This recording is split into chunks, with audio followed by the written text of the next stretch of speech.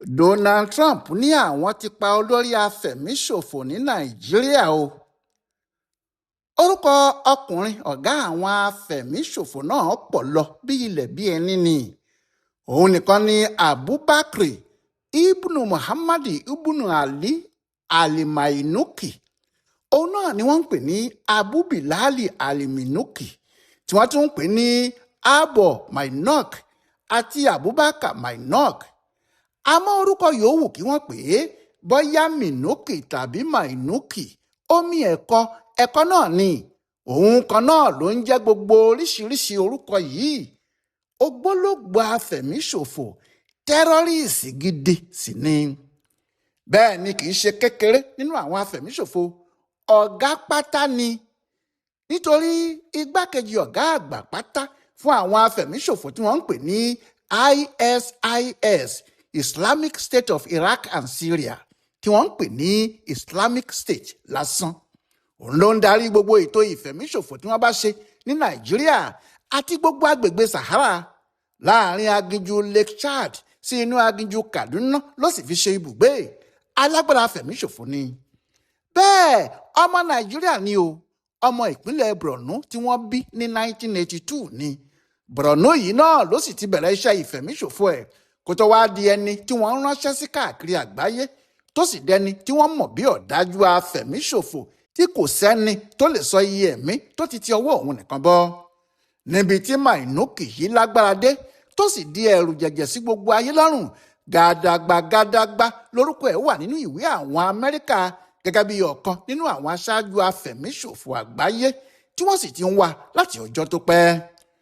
Àmọ́ ní báyìí Donald Trump, olórí ilẹ̀ Amẹ́ríkà, kéde lánàá ọjọ́ 15 oṣù karùn-ún 2026 pé àwọn ti pa Mainuki o. Trump fúnra ẹ̀ ló kéde. Ó ní lálẹ́ òní yìí, pẹ̀lú àṣẹ mi, àwọn adìgbòlùjà ọmọ ogun Amẹ́ríkà pẹ̀lú àwọn ọmọ ogun Nàìjíríà fi ọgbọ́n ńlá gbé ètò tí a ti là kalẹ̀ jáde láì ní kọ̀sẹ̀. Bó tiẹ̀ jẹ́ kí náà lọ́jú pọ̀ gan-an, síbẹ̀ wọ́n pa ọ̀kan nínú àwọn afẹ̀míṣòfò tó lágbára jùlọ lágbàáyé sójú ogun o. Abu Bilal Al-Mainuki, ẹni tí í ṣe igbákejì olórí àwọn afẹ̀míṣòfò ISIS ní gbogbo ayé, rò pé òun lè sá pamọ́ sí Áfíríkà kí òun máa ṣe aburú. Kò mọ̀ pé kò sí ibi tí a kò ti ní àwọn tí wọ́n ń fún wa nírò ohun gbogbo tó bá ń lọ sí.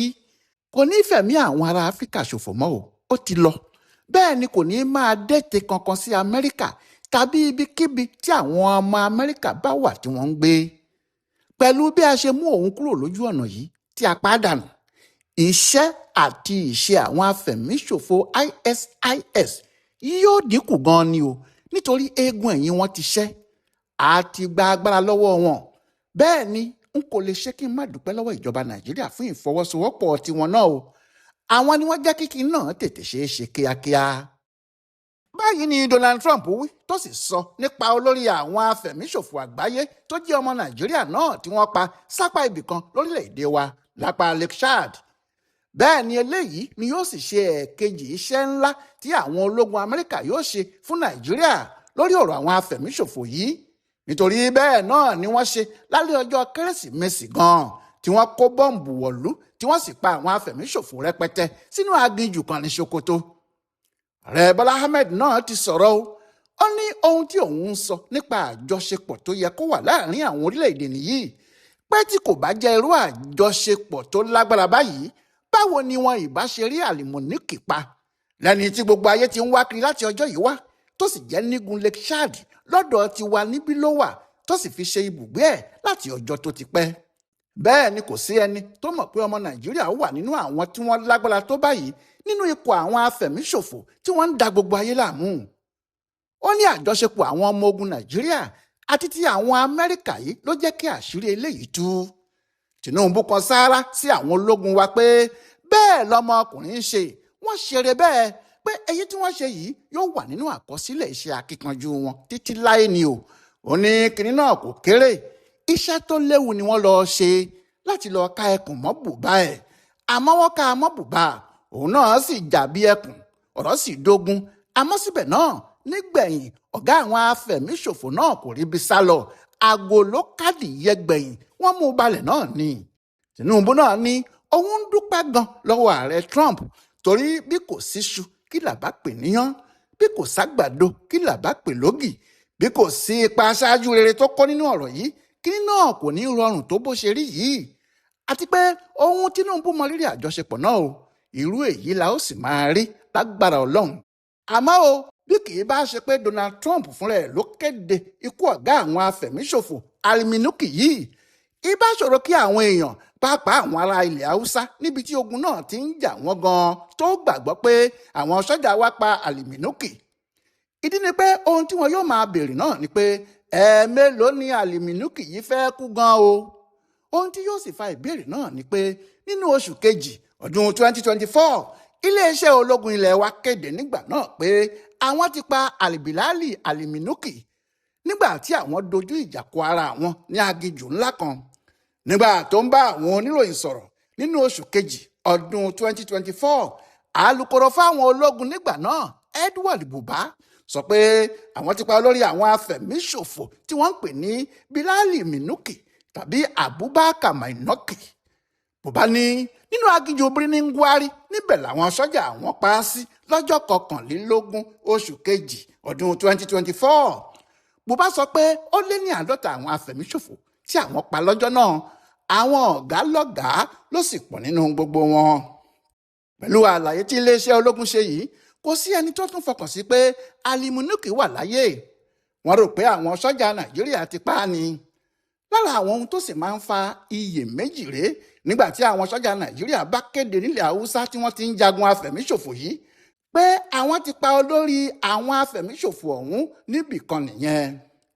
àwọn èèyàn náà kì í gbà wọ́n gbọ́, wọ́n á ní ìjọba máa ń purọ́ fáwọn ni. àmọ́ pẹ̀lú èyí tí Trump sọ tí ààrẹ Tinubu fúnra ẹ̀ sì pín in lẹ́yìn, kálukú mọ̀ pé ọbẹ̀ ti bàdí àwọn afẹ̀míṣòfò wọ̀nyí, nítorí bí Trump ti wí ẹni tó ń darí gbogbo iṣẹ́ wọn nílẹ̀ Áfíríkà pàápàá ní Nàìjíríà níbí nìyẹn. bó tilẹ̀ jẹ́ pé irú ẹni bẹ́ẹ̀ kò lè ṣe kó má ní igbákejì sí igbá kẹta, àṣírí àwọn tó kù lè tètè máa tú kí àwọn ológun sì tètè máa rí wọn ká mọ́ nígbà tí eyín bá ti ká tí ilé ẹ̀rín ti wó tí iná ti dilẹ̀ lẹ́yìn asunṣu jẹ. àwọn tí wọ́n mọ ọkùnrin Al-Minuki yìí ní kò kéré rárá láwùjọ àwọn afẹ̀míṣòfò. ohun tí ọ̀pọ̀ kò kàn mọ̀ ni pé ọmọ Nàìjíríà ni àti pé Maiduguri ní ìpínlẹ̀ Borno ló gbé dàgbà. ó sì wà nínú àwọn tí wọ́n bẹ̀rẹ̀ ogun Boko Haram. ọ̀kan nínú àwọn balógun wọn ni kó tó ti bẹ̀ gba oyè kún oyè tó sì di ẹni tó ń bá àwọn Islamic State ṣiṣẹ́, tó tún débẹ̀ náà tó tún di ọ̀kan nínú àwọn ọ̀gá wọn nítorí ìwà ọ̀dájú àti àìbìkítà láti pa odidi ìlú run. yàtọ̀ sí èyí, ọkùnrin náà mọ bí wọ́n ti ń ṣe àwọn ohun ìjà olóró, ìbọn àti bọ́ǹbù, òun ló sì máa ń fi kọ́ àwọn èèyàn tó kù láàrin wọn.